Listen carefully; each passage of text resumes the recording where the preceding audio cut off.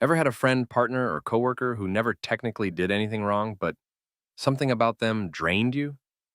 You couldn't explain it. No yelling, no betrayal, just confusion, guilt, fog, and yet deep down you knew something was off. Malicious people don't always show up waving red flags. Some wear kindness like a costume. They study you, mirror you, charm you, and dismantle you quietly. So in this video, we'll reveal 5 subtle signs you're dealing with a truly malicious person through the razor-sharp lens of ancient Stoic wisdom. And if you've ever doubted your gut or gaslit yourself out of leaving a bad situation, stick around until the end because the final sign, it's the one most people never see coming. If this hits close to home already, hit subscribe. We go deep here, no surface level fluff. 1. They joke, but only when you're the punchline. It's always just a joke, but it's your clothes, your ideas, your appearance. They test the waters by laughing at your expense. And when you look uncomfortable, they double down. Relax, it's not that deep. Seneca said, "A sword never kills by itself. It is only a tool in the killer's hand." Their humor? A sharpened tool, played off as innocence. But every jab chips away at your self-worth. If someone's always joking, but you're the only one who ends up feeling smaller, that's not wit. That's a warning shot. But here's what makes it sneakier. 2. They ask questions that aren't really questions. Are you sure you want to wear that? You really think that's a good idea? Subtle, soft. But there's venom under the velvet.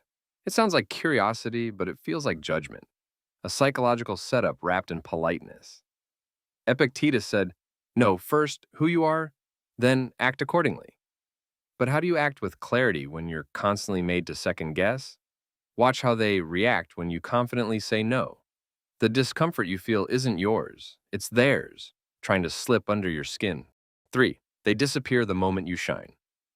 At first, they're your cheerleader. You've got this, but once your confidence grows, they go cold, distant, maybe even annoyed. Suddenly, your wins are lucky. Your goals? Too much, Marcus Aurelius reminded us. The opinion of 10,000 men is worthless if none are honest. So what's the value of support if it dies the second you stop needing it?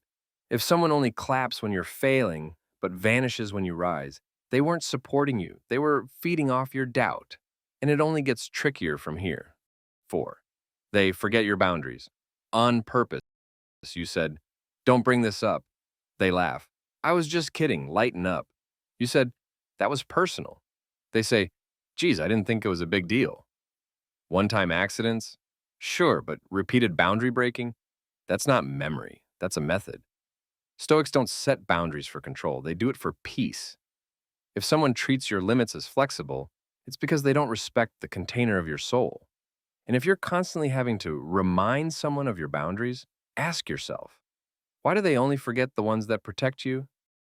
You feel drained, but can't point to anything specific. Here's the quiet killer. There's no single moment, just a slow emotional erosion. You leave conversations confused, not upset, but unsteady. Like you've lost something, but you don't know what.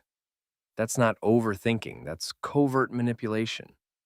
Malicious people don't cause explosions. They create emotional fog until you can't trust your own compass. Seneca said, "He who suffers before it is necessary suffers more than is necessary." If this feels familiar, you don't need dramatic proof to set a boundary. You don't need permission to leave the confusion behind. If someone is subtly making you question your instincts, your joy, your reality, it's not on you to fix them. It's on you to walk away with your clarity intact. If this opened your eyes, even a little, drop a comment with, "I see it now." And hit subscribe for deeper truths and psychological armor that actually sticks. Because sometimes survival isn't about fighting back, it's about noticing the danger before it smiles.